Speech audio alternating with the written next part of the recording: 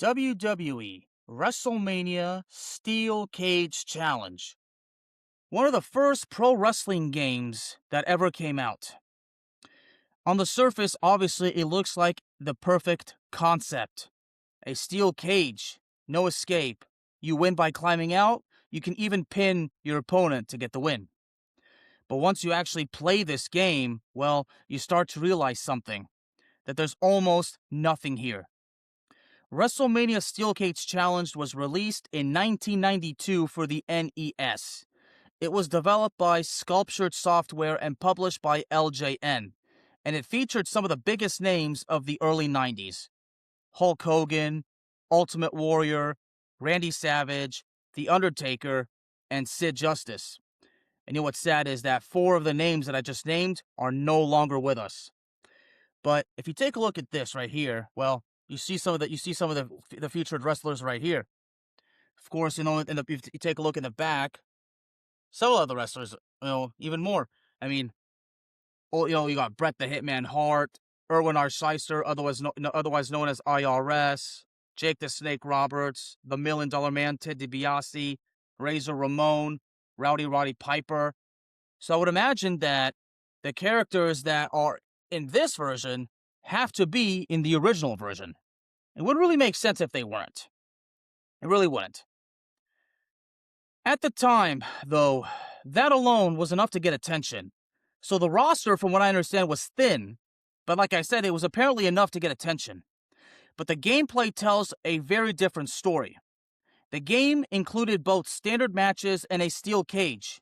And in the cage, like I said, you win by either escaping the cage or you can win by pinfall. But with even such flexibility, the overall experience is still extremely limited. Apparently, the move set is minimal. Strikes feel basic, and grappling lacks depth. Matches quickly become repetitive, and very little variation from one fight to the next. But you know what's interesting? I mentioned that the moveset is minimal. Now, you take a look at, once again, right here, it says in the back, on this one, you control every action-packed move and maneuver.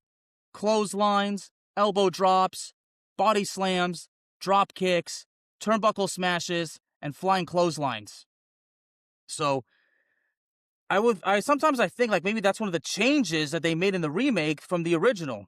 Now, as I mentioned, the match is becoming quickly repetitive with very little variation from one fight to the next. Even by standards of the early 90s, this was truly a stripped-down experience. And not because the idea itself was bad, but because the design left very little room to evolve. So many, many years later, someone decided to revisit it. In 2018, a fan-made version of WrestleMania Steel Cage Challenge was released. And once again, here it is. And I apologize about the light that's kind of blocking it. So, what's interesting is that this one was built by enthusiasts rather than a major studio. This version attempts to modernize the original game while keeping its core concept intact. And right away, you can see the improvements. The visuals are cleaner, character models are more detailed, and movement feels smoother, and the controls are far more responsive. So clearly, it's a clear step forward in terms of presentation and playability. But underneath all of that, it's still the same game. You're still working with the same structure, the same limited mechanics, the same core designs. So while the remake improves how the game feels, it certainly does not fundamentally change what the game is.